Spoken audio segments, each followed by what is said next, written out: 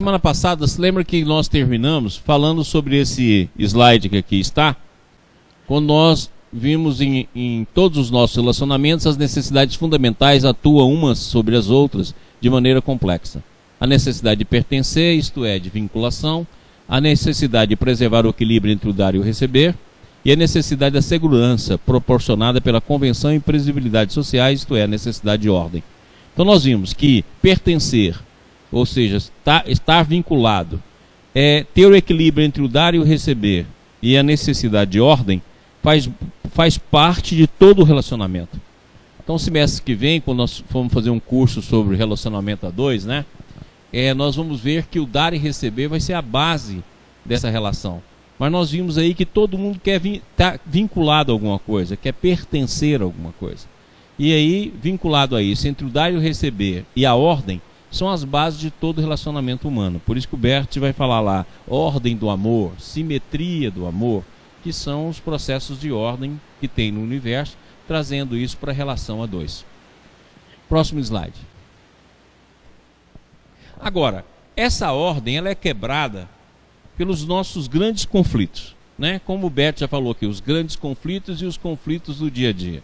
E o Bert lembra sempre, né?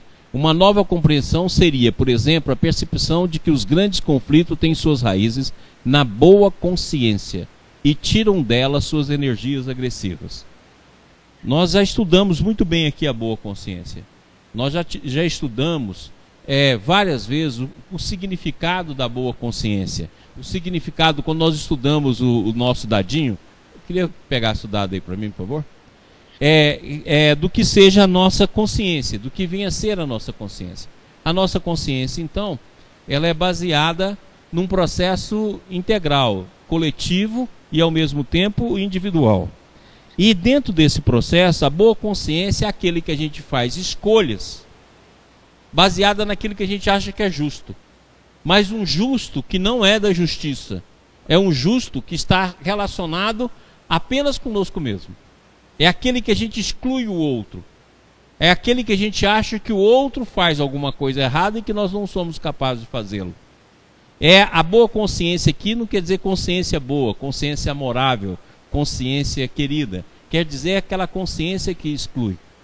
No Livro dos Espíritos existe uma passagem que fala que a consciência é a base de todo o processo, né? Que a consciência que vigia, a consciência que é o zelador da probidade. Mas acontece que a gente esquece que não é essa consciência que nós temos aqui do dia a dia.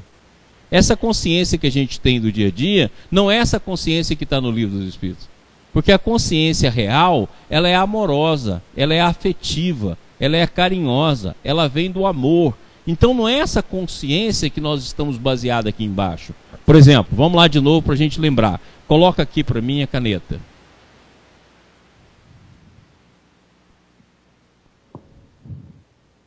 Vamos lá.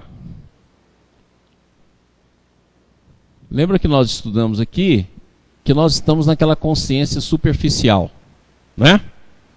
Essa consciência ela tem um fluxo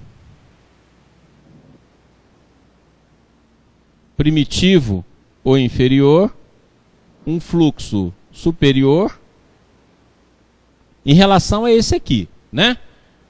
Então, por exemplo, uma pessoa que está presa ainda ao crime e ela não matar, já é alguma coisa útil no desenvolvimento. Então lembra que esse superior aqui era em relação ao processo primitivo, o processo que está amarrado ainda no sentido inferior. Aqui, ó, nós vamos ter a parte coletiva, do qual nós sintonizamos da mesma forma, uma parte inferior e uma parte superior, que nós vamos sintonizar com o coletivo. Aqui está aquilo que nós já falamos que é consciência cósmica. Ela é unitária, né? E aqui está o campo do sistema, que faz todo o desenvolvimento. Muito bem. Então, o que é a boa consciência? É aquela que nós baseamos apenas em nós mesmos. E julgamos os outros, como se nós não fôssemos capazes de fazer aquilo que os outros fazem.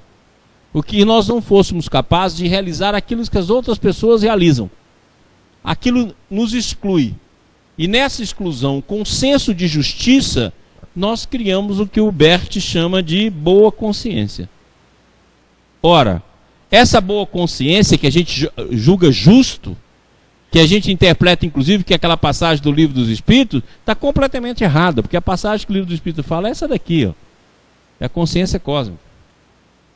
É a consciência que vela, a consciência do amor. Não é a consciência que acusa. Não, essa daí nós podemos dizer que é a consciência do demônio. O que é demônio? A palavra demônio significa acusador íntimo. A gente pode olhar que nós estamos constantemente nos acusando de alguma coisa. Certo? Esse acusador vem dessa mente aqui, ó. Dessa mente primária. Essa mente primária que exclui as pessoas. Ela que cria os grandes conflitos. Ela que cria o grande processo de separação. Ela que vai criar os problemas no campo familiar. Ela que vai gerar os problemas de inquietação no campo. É exatamente essa consciência, exatamente esse conteúdo que vai gerar isso aí.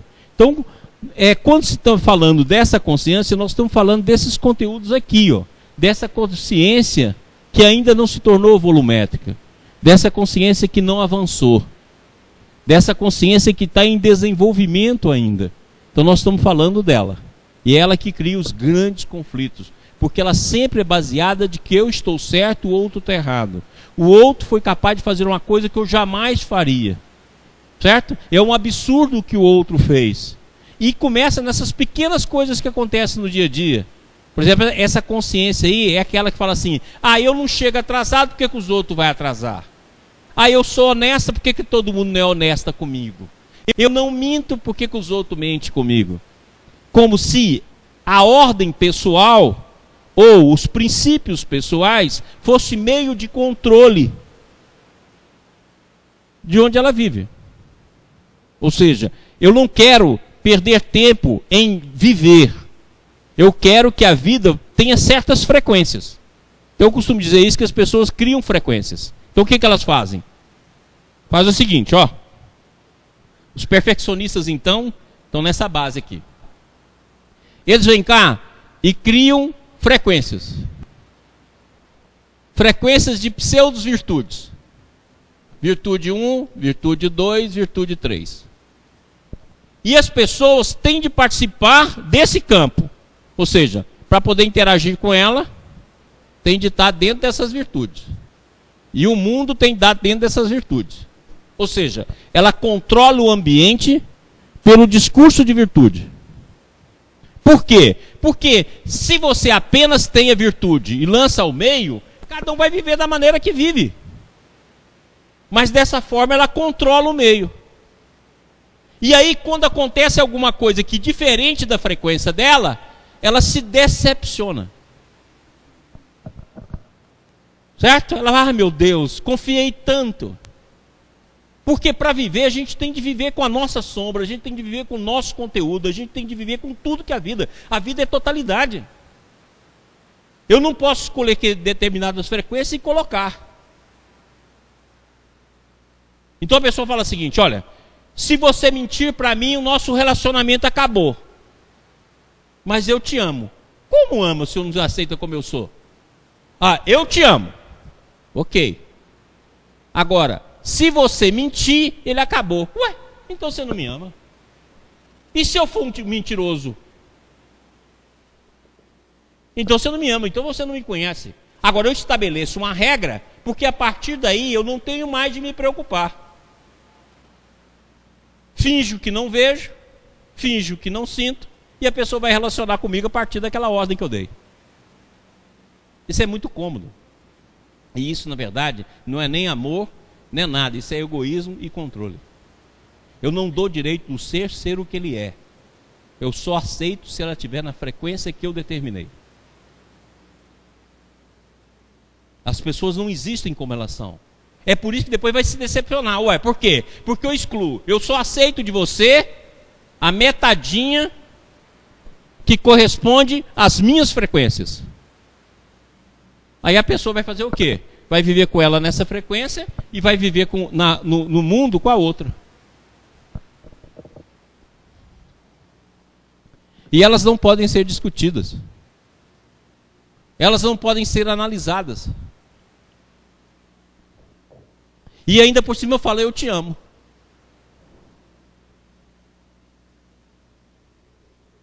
O certo seria, eu me amo a mim mesmo e só aceito o que está de acordo comigo mesmo. Fora disso, eu não amo. Ou seja, eu sou um narciso. Isso aí é síndrome de narciso. E isso aqui faz por quê? Para controlar o ambiente e para fugir do desgaste que é a vida. Isso chega a um ponto tão grande que é aquilo que o pai, a mãe, fecha os olhos para o problema do filho.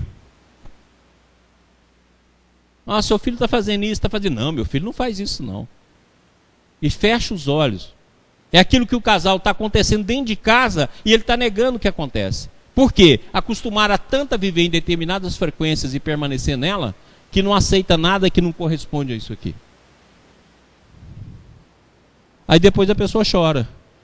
Que foi decepcionada, que é ingênua, que não viu o quão safado era o outro. A gente tem de viver no princípio de totalidade. A gente vive com um todo. Você pode ter os seus princípios, mas os seus princípios não precisam ser princípios do mundo. São princípios seus. Você pode velar pelos seus princípios superiores, mas não como virtude, mas como meio de um processo de transformação. Nós ainda estamos longe da virtude.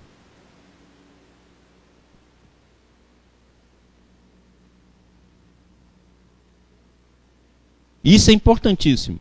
E isso está muito comum hoje. Por quê? Porque todo relacionamento ela é uma construção do nós, não é a construção do eu e você, é construção do nós. Correto?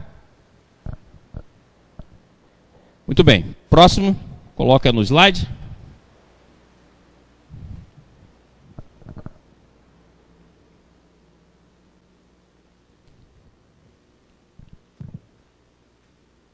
O que impede o conhecimento são os próprios limites do instrumento mental que o indivíduo tem de utilizar para alcançá-lo.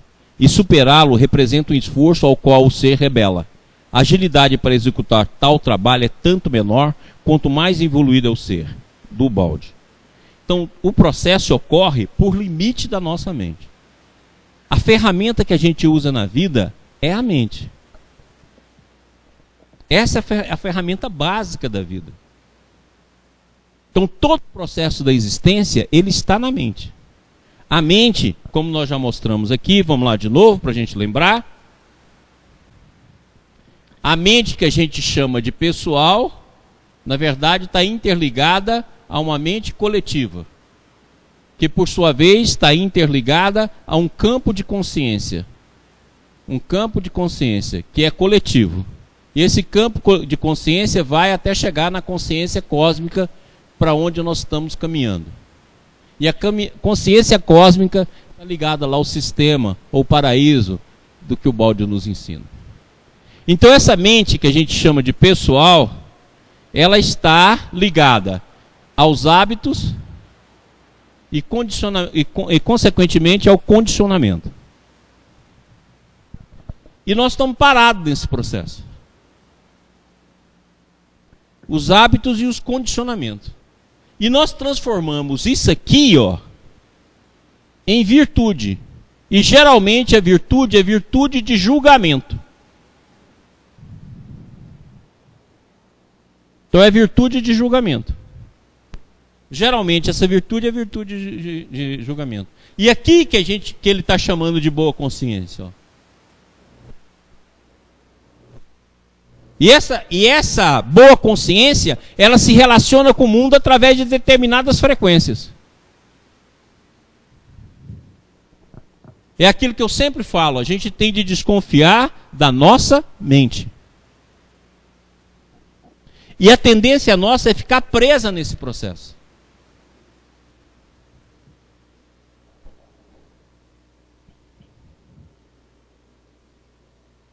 Voltemos ao slide. Próximo slide. Olha essa imagem aqui, ela é muito poderosa. E quero que vocês também deem uma olhada na palavra. Olha que bacana. Quanto mais atrasado, mais se aproxima da inércia da pedra, da qual se encontra mais perto evolutivamente. Tem horror às mudanças. Opõe resistência a toda renovação de ideais. Uma vontade anti-esforço para paralisar a ascensão que o incomoda. Voltemos lá. A imagem. Então presta atenção. Isso aqui é o condicionamento. Nós vamos explicar muito nas próximas aulas. Nós vamos ver esse fenômeno muito bem. Mas eu quero lembrar aqui, que eu já disse também em outras aulas, que nós temos 3 movimentos. Nós temos um movimento que prende o ser ao antissistema. Aqui está o antissistema. Esse movimento é o movimento de inércia.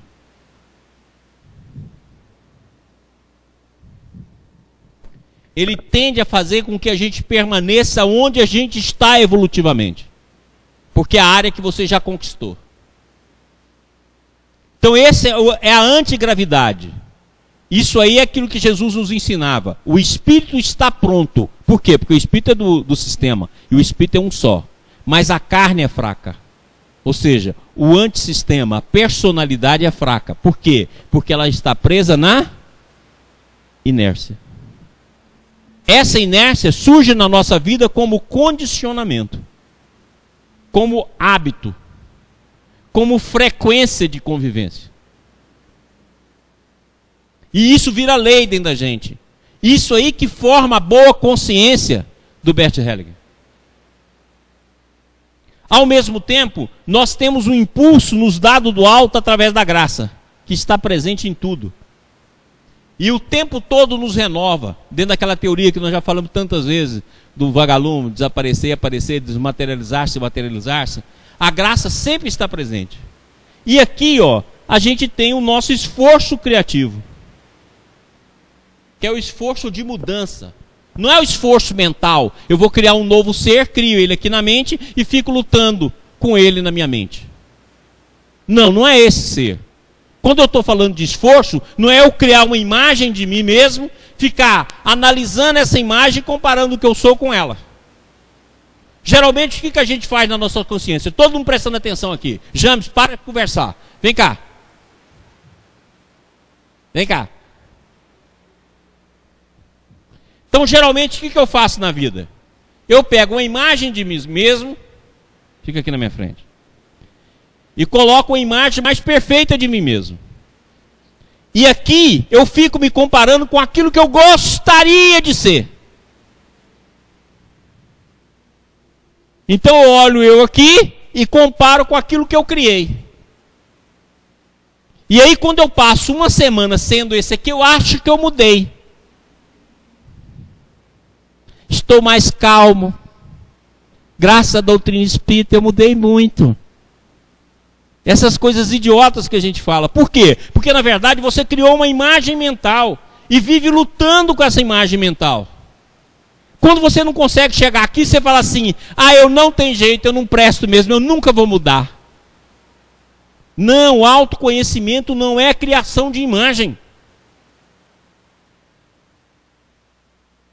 É o contrário. Obrigado.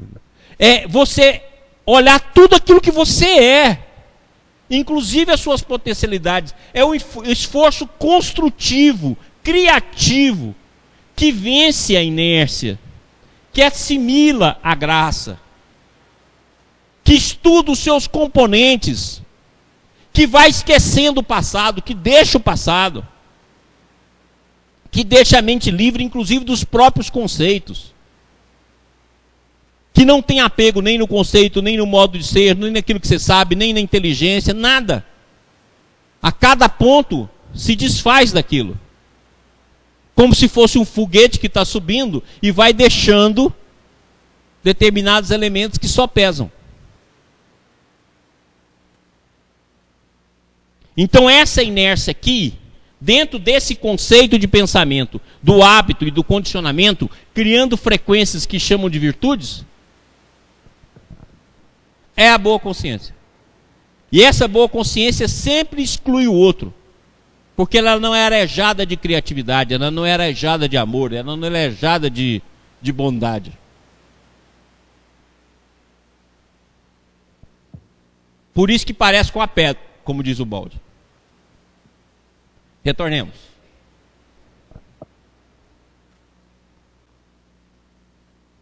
Essa tendência à estagnação, continua o balde, chama-se misoneísmo. E é devido ao impulso que tem o subconsciente de ficar agarrado ao que armazenou no passado, que representa a linha de conduta mais segura, porque já foi provada pela existência. E a forma, o seu patrimônio que tanto esforço lhe custou para conquistar. Prefere assim, por preguiça, não construir outro patrimônio, quando para viver basta o que já possui. Porque como o processo evolutivo vem, e o processo evolutivo é cansativo, ele é milenar. Então o ser, quando chega em determinado ponto, a tendência dele é coagular naquele ponto. Permanecer naquele ponto. E não mudar. Para não mudar, acha que o ponto onde eu estou é o ponto de virtude. Eu estou certo, o outro está errado, e aquilo que o outro faz eu não faço. E eu não pertenço àquelas tendências. A partir daí eu crio os conflitos, eu crio a exclusão, eu crio a vontade de extermínio.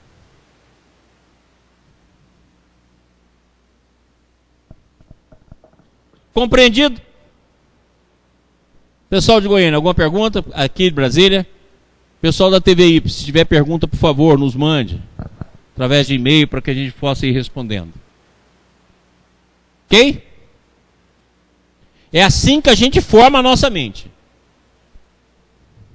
Maurício? Oi, nego. James. James, tudo bem? Bem, eu assustei, você falou James aí, eu já ia levantar. Oi, o microfone está ruim, não está dando para ouvir. Tá me ouvindo bem? Agora... Melhorou?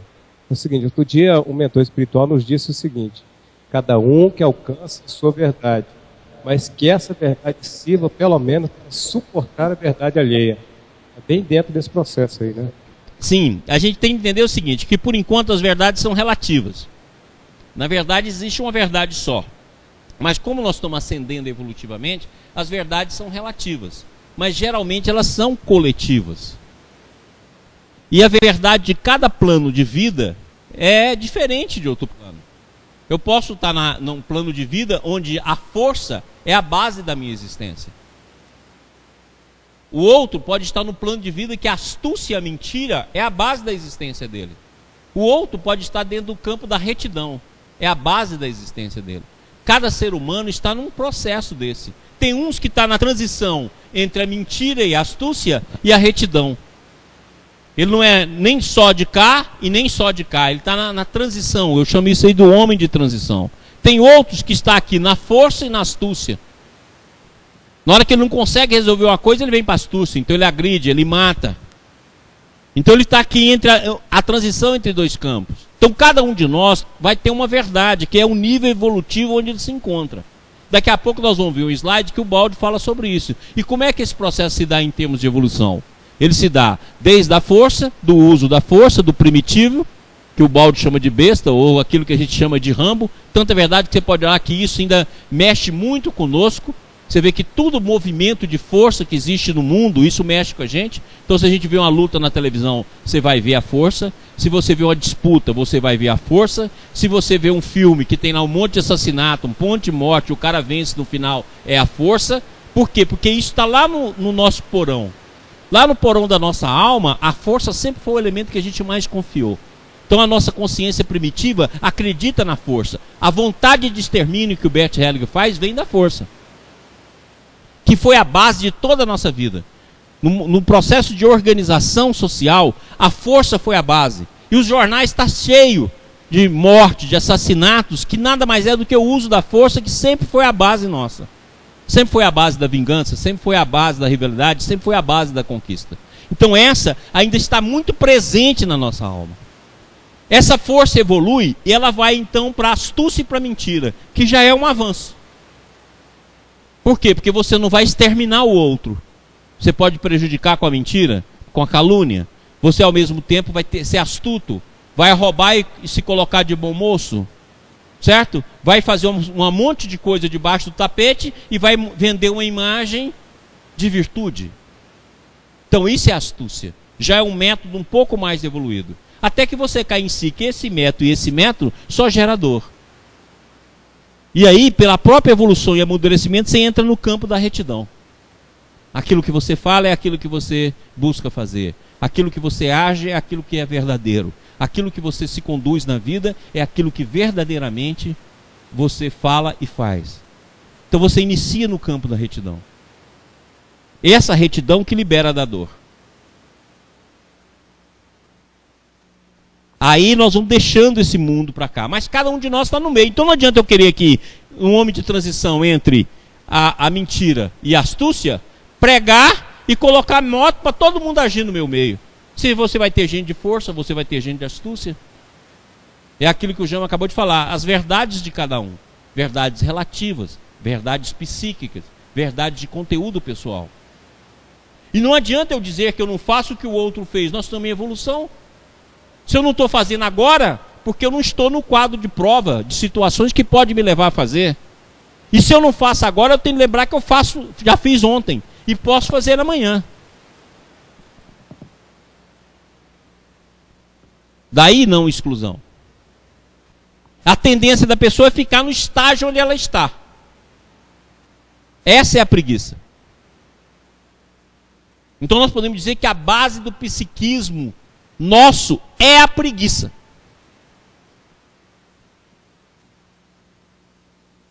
É a inércia. E a gente inventa um monte de desculpa. Você fala assim, mas por que você não ora? Eu não estou tendo fé. Por que você não lê? Minha mente não concentra.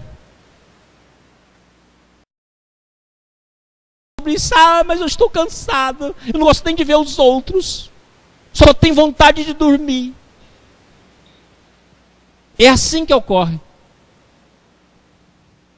E aí a gente inventa um monte de desculpa. Mas por que você está assim? Porque meu marido é muito egoísta. Porque minha filha me escraviza. Porque minha vida, e vai falando. E você passa a acreditar nessas mentiras. Só que o psiquismo não acredita. O psiquismo começa a bombardear através de sonho, através de conteúdos, através de processos interiores. E você vai, ansiedade, inquietude, depressão. Não tem jeito, você vai ter de sair desse quadro, porque você mesmo não acredita nisso. Aí você passa a jogar no outro. E se colocar da pessoa que foi invadida, que foi ofendida. Você não tem mais forças para reagir. Entendido? Maurício, é Luciano. Quando a gente observa esse tipo de comportamento assim dentro da família da gente e da nossa parte também, mas vamos colocar assim com relação aos filhos ou alguém assim que a gente tem que cuidar e tem que proteger. A gente respeita e educa ao mesmo tempo, servindo de exemplo. O que a gente deve fazer? Conversa. E são coisas que têm que ser conversadas, que têm que ser faladas. O amor sempre faz alguma coisa por alguém. Certo? E nós estamos tão longe ainda de dar exemplos. Então o que a gente tem de contar? A gente tem que conversar com a conversa, com a compreensão, com o diálogo, com as tensões naturais da vida, com o chamamento. Certo? O falar, o dizer, o mostrar, o ir, mas não deixar. Não é que a pessoa tem que fazer aquilo, porque muitas vezes quando a gente fala, a gente está falando para ela fazer o que a gente quer, porque a gente fica tranquilo. Você pode olhar que você não se preocupa com os filhos que não te dão problema. Se eles estão bem, se eles estão mal, deixa para lá. Agora o que dá problema, você, o que eu faço para resolver o problema do meu filho? Vai ver você é o problema. Certo? Você que é o problema. Então, o que eu faço? Quer dizer, eu quero descanso. Eu quero que ele me deixe. E a gente chega a dizer isso, né? Eu preciso de um descanso. É igual quando a gente cuida de paciente muito longo, né? Que ele morre. Aí a pessoa fala assim, graças a Deus ele descansou. Aí eu falo, quem descansou? Você ou ele? Esse graças a Deus é você que ficou livre dele, que não precisa mais cuidar? Ou é porque ele, graças a Deus, ele descansou? Me descansou, devia colocar, né? Graças a Deus, foi embora. Diminuiu o meu peso. Entendido? Próximo slide. Se tiver alguma pergunta da internet aí, pode mandar. Tem? Beleza. Vamos lá. Presta atenção nisso aqui, que eu tenho falado muito nisso aqui. Eu gostaria que todo mundo prestasse muita atenção nisso aqui. Olha o que o Bert fala. Muitas vezes queremos prolongar o passado, não permitindo que ele seja definitivamente passado. Quem olha para trás não tem futuro. Aquele que está pronto a admitir que o passado acabou sente a necessidade de mudar. Já os que olham para trás não precisam mudar. Permanecem imobilizados e não têm possibilidade de sobreviver. Somente podem progredir os que se sustentam ao ciclo de acontecimentos, onde tudo tem seu começo, seu apogeu e seu fim. Pessoal, presta atenção aqui. Muda aqui para mim. Aqui. Olha aqui, presta atenção. Geralmente a nossa vida ela é dividida assim, ó, dentro de um ciclo, que vai do 0 aos 20 anos, dos 20 aos 40, dos 40 aos 60, 60 ao cemitério.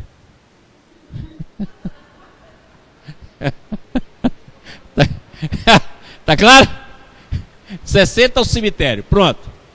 Então a nossa vida se divide mais ou menos num ciclo assim. Esse ciclo que vai do 0 ao 20 é o ciclo de desenvolvimento. Aqui está baseado o desenvolvimento físico, o desenvolvimento da mente, as condições de desenvolvimento. Dos 20 aos 40 é o campo onde nós preparamos. Dos 40 a 60 é onde a gente compra função no mundo. É aqui que nós vamos fazer a nossa missão na Terra. E dos 60 em diante a gente completa e morre. Geralmente essa fase ela pode acontecer antes, mas sempre mais ou menos nesse modelo. Sempre dentro de modelos de 20 anos de idade. Por exemplo, eu tive a curiosidade de estudar esse processo aqui na vida de várias pessoas. Então, por exemplo, o Kardec, ele cumpre a função dele aqui mais ou menos nessa idade e a tarefa dela dura em torno de 14 anos. Bezerra de Menezes dura em torno de 14 anos. Francisco de Assis dura em torno de 20 anos. Chico Xavier, se você pegar o Chico, ele vai receber os livros dele. O primeiro livro, 1932, que vai ser a edição do Parnaso Além Túmulo. O último livro dele, importante, no sentido assim de revelação, é 1958 para 60. Que é Entre a Terra e o Céu, ou seja, dá 26 anos. Depois dessa fase, quando ele muda para Uberaba, ele vai receber consolo. Ele vai receber mensagens. Ele vai orientar e consolar pessoas. Então esse processo é um processo comum. Quando ele realiza antes, igual o Eurico Barçanufo. O Eurico Barçanufo também foi em torno de 13 a 14 anos o trabalho dele. Vai realizar antes, ele vai morrer com 33, mas ele vai realizar aqui, ó. Mantendo sempre esse mesmo padrão. Então olha bem como é que é um padrão curto. Se você não observa, você passa por ele e não faz o seu trabalho. E a vida te prepara aqui de todas as formas possíveis para que você, ao chegar aqui, ó, comece a cumprir a sua tarefa. É aí que vai cumprir. Então você tem que estar bem preparado para a mudança. Se a vida é feita de ciclo, o que acontece?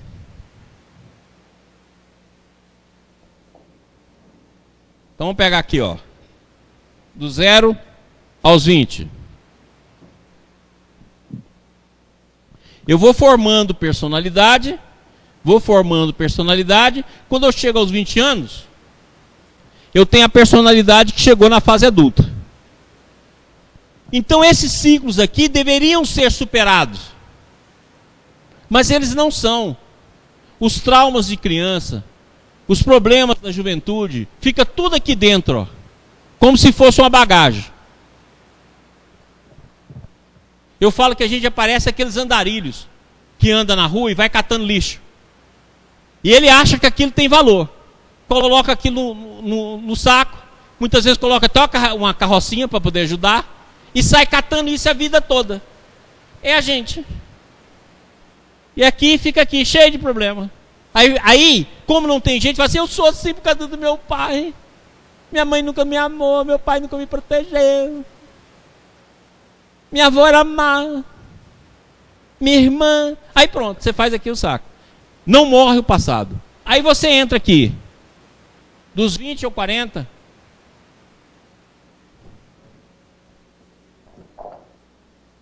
Lá vem você. Você começa aqui com o andarilho. E você vai. Chega aqui, você forma um andarilho com um peso muito maior. Não livra nada do passado. A personalidade ela tem que ser construída, desenvolvida e morrer. Terminou o ciclo dela. Aí você pega, vai fazendo aqui. Quando completa 40 anos, você está parecendo uma velha. Com isso aqui de bagagem. E o passado sendo conservado. E o passado sendo nutrindo. O milindre, a mágoa, a raiva, o ódio, tudo aí dentro do saco do Papai Noel. Quando você vai começar a verdadeira tarefa sua, você já está velha, cansada e não quer mais saber de mais nada. Aí quando você entra aqui no ciclo dos 40 aos 60, você vai fazendo o quê? Remoendo o passado o tempo todo.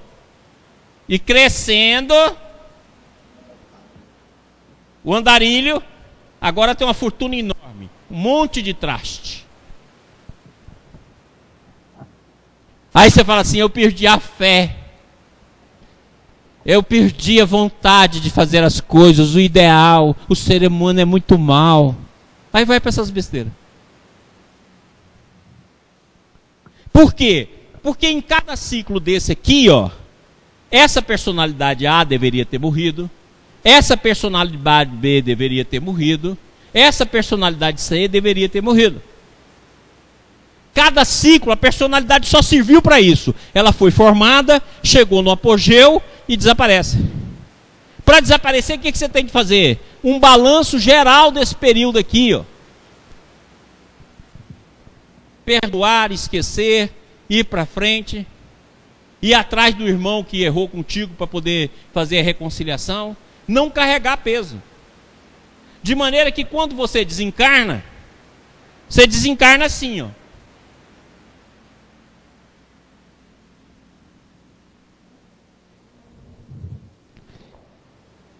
Está preso no passado. Na hora que você desencarna assim. Andarilha da vida. E aqui está mágoa, milindre, ofensa, a raiva, ódio, amargura. E vai.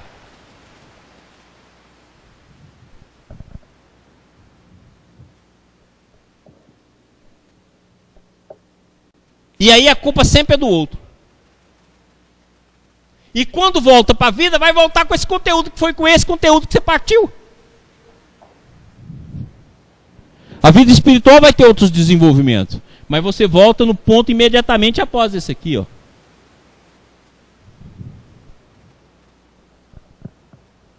É por isso que Jesus foi tão claro. A cada dia basta o seu mal, a cada dia basta a sua preocupação. Você terminar esses ciclos. Terminar esses ciclos.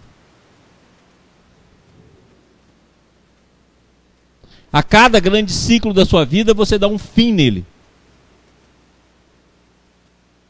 E iniciar uma nova personalidade. Iniciar um novo ser. É por isso que o Paulo de Tarso foi tão bacana, quando ele fala lá, esquecendo o passado é o caminho para o alvo. A gente tem que dar chance para que o passado seja passado, para que o passado morra. Entendeu isso aqui, gente? Pai, Alice, por exemplo, na fase da infância, que é onde a gente tem muita formação, muita informação, e onde tem os principais traumas, a gente geralmente não consegue estudar essa fase da infância nesse período de 0 a 20 anos, até porque a gente não tem a maturidade de chegar na idade. E quando você chega a essa idade de 20 anos, às vezes você ou reprime muitas lembranças do passado, ou você não consegue trabalhar isso dentro de si. Como que faria essa finalização do ciclo com 20 anos, sendo que muitos traumas você nem quer nem abrir ou nem se lembra pela repressão mesmo que você tem? É porque é o seguinte, olha, vamos supor que você coloca aqui, do 0 aos 7, do 7 aos 14 e 14 aos 20 e 21. A gente tem um péssimo visão de mundo.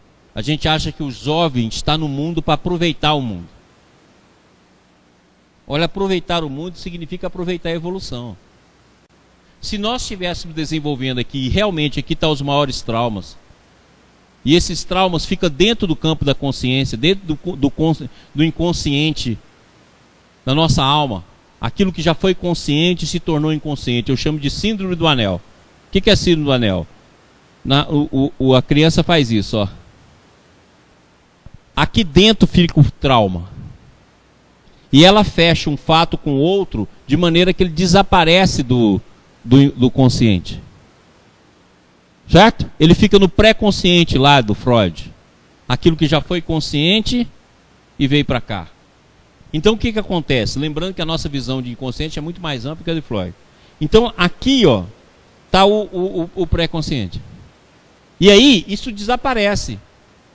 Ela sofreu um trauma, sofreu um abuso. Isso não aparece aqui na consciência. Ela vai desaparecendo. Por quê? Porque a criança não tem uma defesa. Quando ela sofre 100%. Então a tendência é juntar. Por isso que eu chamo síndrome do anel. Que é uma parte aqui junta com essa daqui. E esse conteúdo aqui fica aqui. De maneira que esse conteúdo vai gerar aqui em cima tendências, vai gerar inquietude, vai gerar angústia de processos que não sabe de onde vem. Ora, onde é que deveria começar a ser resolvido? Entre 7 e 14 anos. Porque nessa idade ela pode começar a adquirir a visão da crença, pode começar a adquirir a visão da vida, pode começar a adquirir a visão da existência. Deveriam ser estudados isso na escola. Para quê? Para que ajudasse pouco a pouco fazendo essa superioridade. Na hora que ele chegasse aqui na fase adulta, ela está com uma nova personalidade, pronta para poder exercer os seus potenciais. Mas na verdade a gente só faz acúmulo. A gente vai acumulando tendências, vai acumulando processos. Ah, ele está muito jovem, está na fase de divertir. Ora, devia falar o contrário, está muito jovem, está na fase de estudar a si mesmo, estudar a vida. E as pessoas que são testemunhas da evolução dessa criança deveriam ter um apoio maior aqui para o desenvolvimento dela.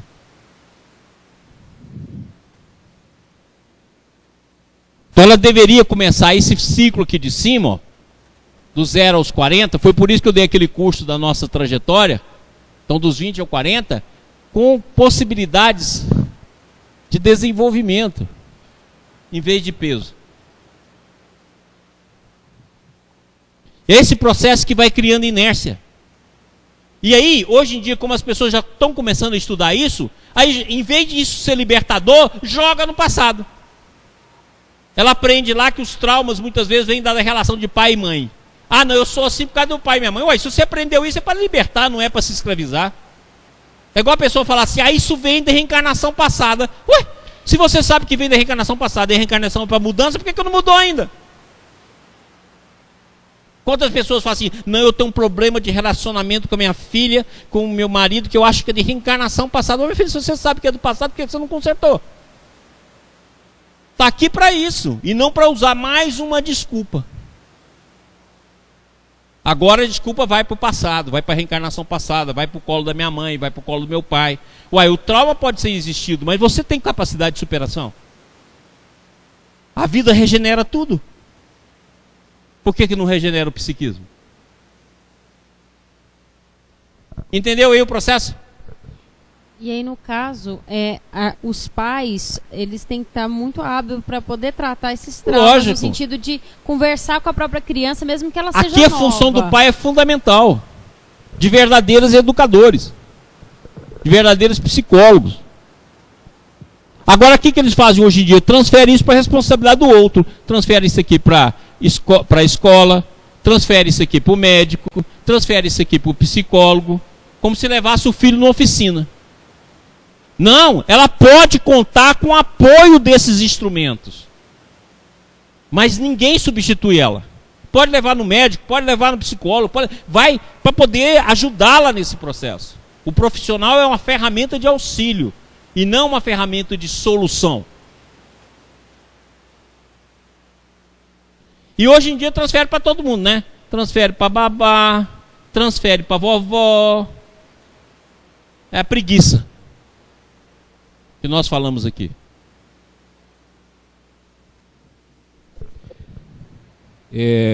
Quando eu passo por esse período... Qual é o seu nome, meu filho? Júlio. Ah, se você é de Brasília. Júlio, Brasília. De Brasília. Sim. A pergunta é... Quando eu passo por esse período de preparação e entro na fase dos 40 aos 60, quais são os sinais que a vida me dá para poder identificar a minha função?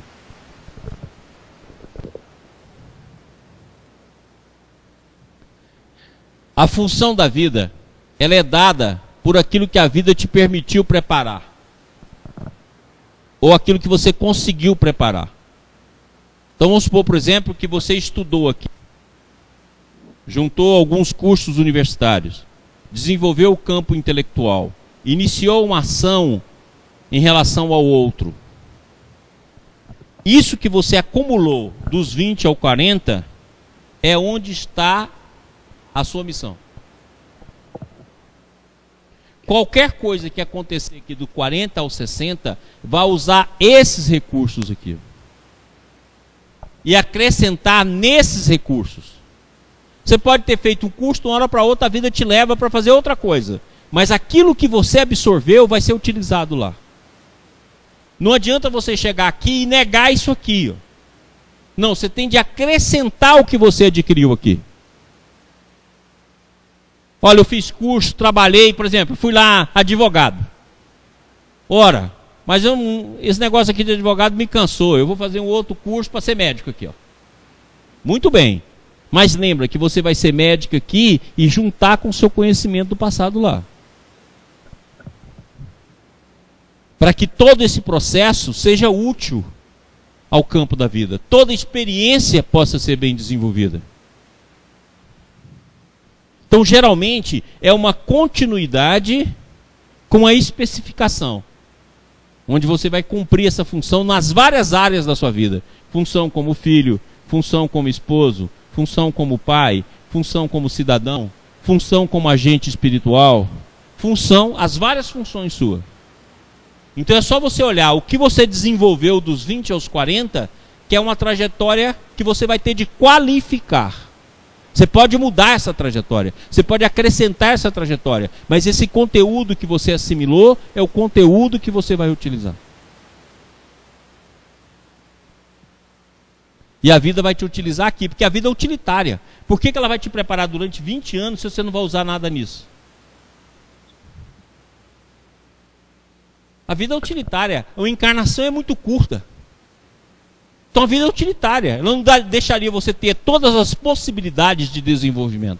Agora, se você foi para a inércia, você vai ter de... Vamos supor que você seria médico, mas você não fez nada para isso, você não estudou, não fez nada. Então você vai trabalhar com gente, mas vai ser açougueiro. Vai trabalhar lá no balcão, atendendo pessoas. Não vai deixar de atender pessoas. Mas em outra modalidade que você não fez o esforço suficiente para chegar aqui. Tá claro? Aí a vida vai modificar o princípio, não o princípio, mas a função. Ah não, no máximo que eu consegui, não estudei nem nada, no máximo que eu consegui foi ser um servidor. Certo? Vou varrer rua. Então você vai cuidar da saúde varrendo a rua. E vai se relacionar com as pessoas dentro dessa função que você exerceu. Tá claro? Maurício, Luciana de Brasília. Nessa fase dos 40 aos 60, como você estava explicando, se ele tinha que ser médico e não fez um curso de medicina, ele ainda pode fazer? Pode fazer. Quer dizer, ele vai ter de jogar isso aqui, ó, para mais tarde aqui, tá claro? Então ele vai ter que cuidar bem do corpo físico para ele poder alongar esse prazo. Então ele vinha assim de 40 a 70. 40 a 80. Ele vai ter de alongar essa fase. Então ele vai ter que cuidar do corpo para não poder desencarnar antes. Mas ele também pode, ao mesmo tempo que está se especializando ali, igual você disse, fazendo o curso de medicina, ainda está tratando da saúde, fazendo outras perfeito, funções. Tranquilo, né? Outras coisas. Tá claro? Entendeu isso aí? Isso significa que não é desmerecimento das outras profissões. Fica claro, né, gente? Isso aí é diversificação daquilo que se faz na vida. Não em relação a diminuir qualquer profissão. Longe disso. Próximo.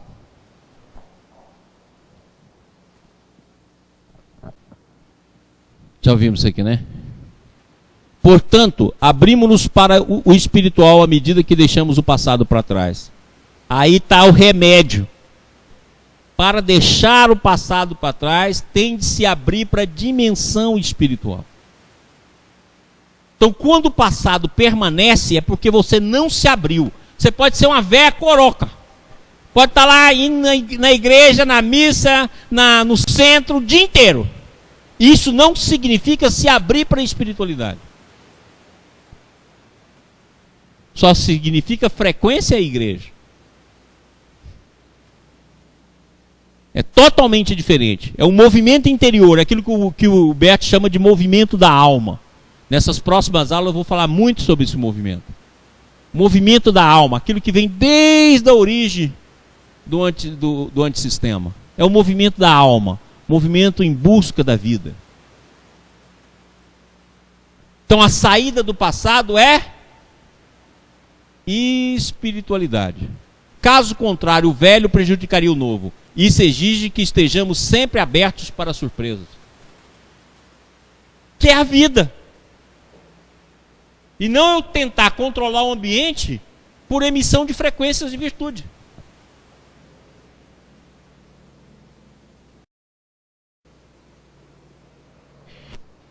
Pseudo-virtude. Tá claro? Pessoal, vamos tomar um cafezinho. Vamos tomar uma aguinha, o pessoal de Goiânia dá uma descansadinha, o pessoal aí da TV Ibis tomar um cafezinho. Quem tiver alguma pergunta, por favor, mande para a gente poder fazê-la. E nós vamos tomar um cafezinho aqui e voltamos agora mesmo. Oi? Bem, vamos lá? Pessoal, Júlio. Pessoal, começando. Pessoal de Goiânia, silêncio, vamos lá. Pessoal de Brasília. Pessoal da TV Ibis, vamos parar aí com a conversa, vamos voltar. Aqui pela primeira vez nós tivemos um lanchinho. Pela primeira vez, você vê que coisa fantástica.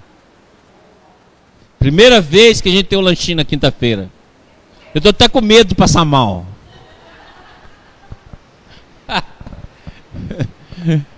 Deu um susto. Pessoal, olha aqui. No sábado, dia 6/7, vai estar sendo realizado no Rio de Janeiro, na sede da Casa de Recuperação e Benefício Bezerra de Menezes, em Botafogo, lá na casa do qual participa o Julinho Damasceno, o 9º Congresso Rustem. As inscrições estão abertas no site, né? Para quem é de fora, e ande logo porque é vaga limitada. O congresso vai ser um dia todo e vai ser uma coisa muito bacana. O Julinho está organizando, junto com o pessoal da Casa de Recuperação. Então vai ser uma festa muito boa. Então, por favor, quem quer, quem se interessa, está aí o congresso, o 9º Congresso Rustem. E também vai estar sendo realizado no dia 9 e 10 de agosto, lá em Rio Verde, o 18º Congresso Pietro Baldi. Ok? Então também pode entrar no site, está aqui, ó, www.baldi.org, ver a inscrição, ver hotel, ver tudo. Ok? 9 e 10, o Baldi. 9 e 10 de agosto. 6/7, Rustem. Um no Rio de Janeiro, Rustem no Rio. E o Baldi em Rio Verde. Tudo bem? Voltemos à aula. Perguntas? Alguém tem alguma pergunta? Quem já está dos 40 aos 60, alguma pergunta? Dos 20 ao 40? Quem está de 60 para o cemitério, alguma pergunta? Ou alguém quer dar algum adeus? Também pode aproveitar. Eu já estou de 60 para o cemitério, então pessoal, até logo, muito obrigado. Tá claro? Também pode aproveitar aqui e falar, viu? Então, abrir-se para o espiritual, a receita do Bert, é o caminho de esquecer o passado, ou de superar o passado. Quando a gente fala esquecer o passado, não é esquecer os fatos do passado. É retirar os fatos psíquicos que ficaram condensados da nossa alma. Os núcleos mentais que nós já tantas vezes falamos aqui. Próximo. Quem tem inteligência, consciência e meios, deveria ajudar a avançar o mais rapidamente possível neste caminho, que leva à salvação com a superação. Então é aplicar a nossa inteligência e ajudar os outros, inteligência, consciência e meio no caminho da espiritualidade. É a receita de Ubaldi. Você vê que ela é muito próxima daquilo que o Bert ensina. Então muitas vezes a sua tarefa, a sua função é o desenvolvimento espiritual seu, que você nunca fez em reencarnação nenhuma. Muitas vezes viveu inúmeras vidas apenas no dia a dia, na vida, nas coisas, acontecimentos do mundo. O que eu chamo de vida horizontal. Como é que é isso? Vem cá.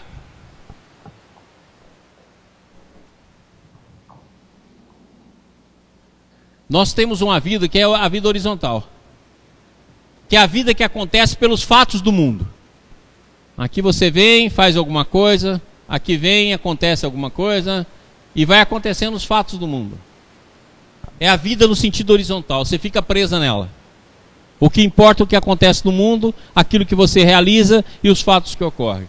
Mas a vida se desenvolve no horizontal e no vertical. O vertical é a espiritualidade.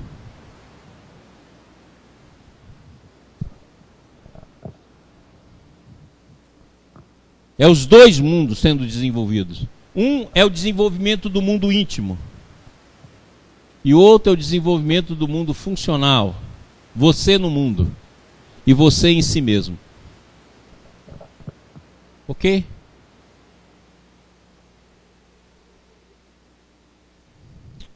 Vamos lá. Próximo slide. Prestemos atenção. Coisa que os nossos antepassados faziam, talvez uma boa consciência, como entrar numa guerra com entusiasmo, são hoje quase impensáveis para nós. Por isso o filósofo, que em sua via de conhecimento adquiriu novas compreensões, que ainda não foram percebidas e reconhecidas pela consciência, também a respeita como realidade, e aguarda até que algo dessa realidade se manifeste a ela, permitindo-lhe agir em adequação com essas novas luzes. Olha que bacana. Antigamente existia escravidão e as pessoas de bem achavam que a escravidão estava muito bem.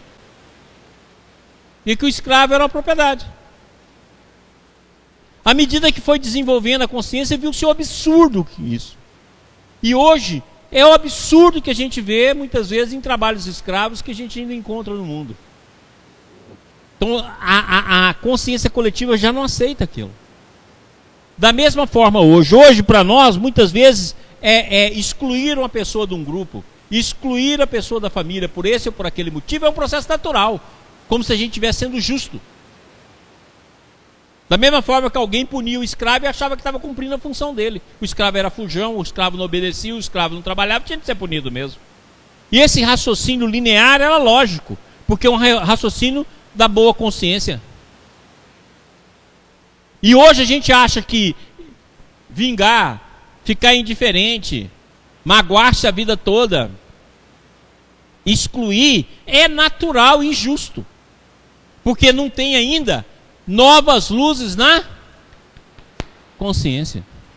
Essas novas luzes muitas vezes não chegam de uma maneira para outra, mas chega através de conceitos, chega através de meditação, chega através da prece, chega através de determinada abertura que você dá para o novo, até que você vem e conquista.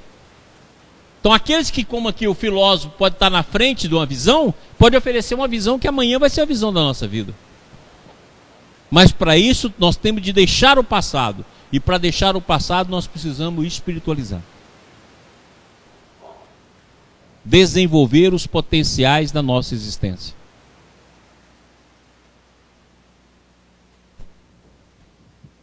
Tudo bem? Próximo. Quando as vítimas não se valem da possibilidade de agir, outros agem por elas, mas com uma diferença. O dano e a injustiça que acaba provocando costumam ser piores do que se as vítimas agissem por si mesmas. Nos sistemas de relacionamento humano, os ressentimentos reprimidos demoram a vir à tona naqueles que se mostrarem menos capazes de defender-se. O mais das vezes, os filhos e netos que experimentam cóleras antigas como se fossem suas próprias. Então aqui está aqui, ó. Vamos lá. Aqui está mais um caso. Se nós estamos num campo familiar, então o conteúdo do passado está dentro desse campo. Se esse campo coletivamente não é limpo, daí porque que o movimento espírita, a doutrina espírita fala tanto no culto evangelho no lar, e a gente acha que o culto evangelho no lar é só ler uma liçãozinha, falar algumas coisinhas, fazer uma precezinha e ir embora. Não, o culto evangelho no lar é o culto da limpeza do campo. É o culto para vibração para aqueles que estão com problema no campo. É o culto em que faz novas imagens para que a família funcione em equilíbrio. Nós rotinizamos os cultos do evangelho no lar, como se eles fossem simplesmente fazer uma leitura, fazer um comentário evangélico, geralmente mentiroso, que é o que você não faz, fazer uma precezinha e vamos embora.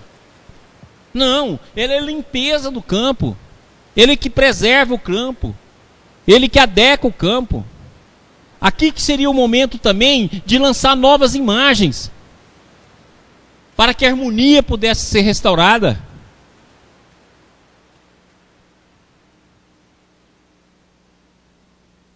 É nesse momento que o campo deveria ser completamente limpo. Por quê? Porque esse conteúdo do passado, ficando aqui, vai encontrar um representante que vai assimilá-lo na presente processo ou na geração futura. O passado vai ser preservado dentro do campo. Assim como nós, como consciência individual, fazemos aquilo do andarilho, os sacos do Papai Noel do andarilho, cheio de bugiganga, de mágoa, disso e daquilo, o campo também faz. Preserva as tradições familiares, preserva os conteúdos familiares.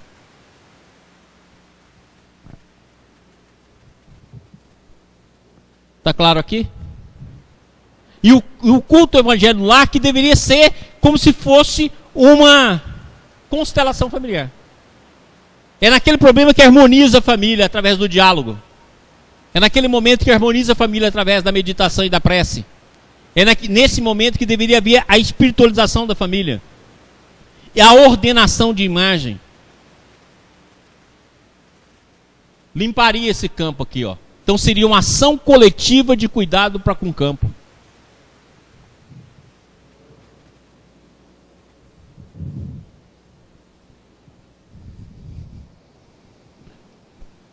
Ok?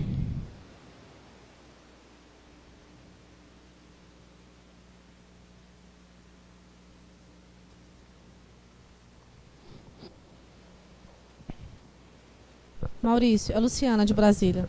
Tipo um efeito Isaías? Tipo um efeito Isaías.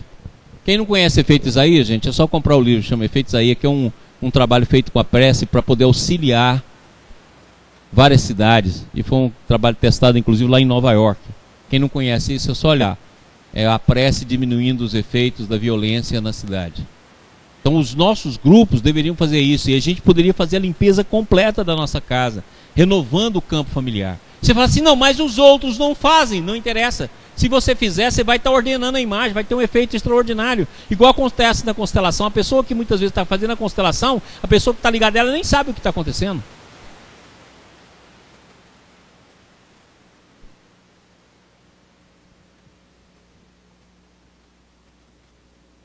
Certo? Então vamos ter essa visão, que é a maneira da gente tratar o nosso campo, tratar o nosso mundo. Próximo slide.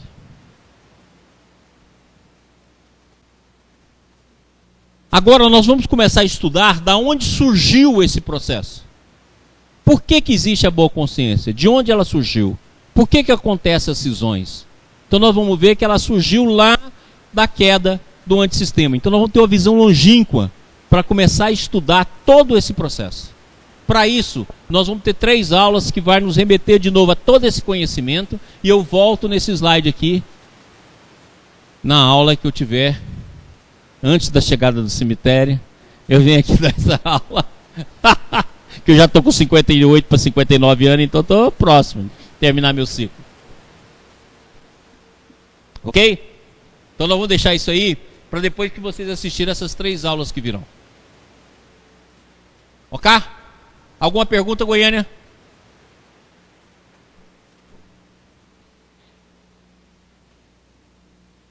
Brasília? Alguma pergunta da TV? Então, gente, semana que vem nós vamos estar aqui gravados por 3 semanas, que eu vou ter de fazer uma viagem. Então, por favor, a aula foi feita com muito carinho, porque é uma tentativa de fazer uma revisão global. Vamos estar aqui com um grupo, fazendo a prece inicial. Vou tentar entrar ao vivo para poder responder as perguntas. E por 3 semanas nós vamos estar estudando esse tema. Eu vou fazer uma revisão global de tudo, com novos desenhos que, graças ao Adalto, foram feitos. Tá claro?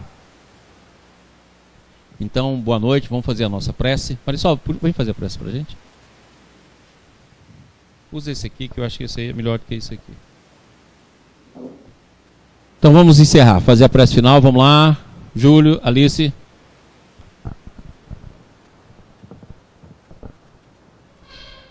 Então fechemos nossos olhos nesse momento, invocando a figura meiga do Mestre Jesus e trazendo para dentro dos nossos lares a possibilidade desse campo renovador através do amor. Mestre amado, Pai querido, te agradecemos a oportunidade do estudo nessa noite. Te pedimos, Senhor, a transformação da nossa consciência, a compreensão, para que possamos aproveitar esses momentos de estudo na nossa vida e guiá-la com sabedoria e muito carinho. Obrigado por esse momento de estudo. Graças a Deus, que assim seja.